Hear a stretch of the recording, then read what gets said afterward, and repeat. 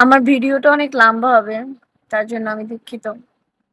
যদি এই কথাটা প্রবাসীর বউরা একটু মন দিয়ে শোনে না, হয়তোবা তাদের প্রত্যেকের জীবনের সাথেই মিলে যাবেন। আজকে আমার স্বামীর ওই জায়গায় চাঁদ রাত্র। সে আজ চাঁদ রাতের দিনও ঠিক সেম ভাবেই ফোনটা কাটলো। সে ঘুমাবে না। ফোন দেখবে, ভিডিও দেখবে। কিন্তু একটা কথা আছে না, প্রতিদিনই কি কারো ভাত খাইতে ভালো লাগে? একদিন তো ইচ্ছা করে বিরিয়ানিও খাইতে। ঠিক সেম প্রবাসীদের বউদের বেলা ওই রকমের। প্রতিদিনই কি ভালো লাগে ওই কথা শুনতে? কেমন আছো, ভালো আছো নেই, খাইছো, বাবু কি করে, আবোল তাবোল ভক্কর চক্কর দুনিয়ার সব কথা পাচার করে।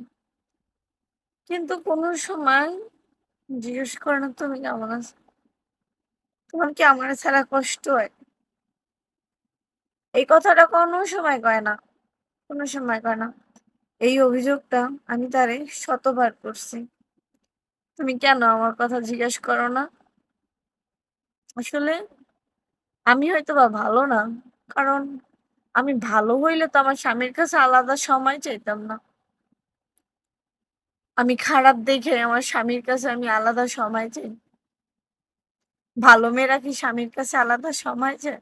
চায় না। সত্যিই আমি ভালো না।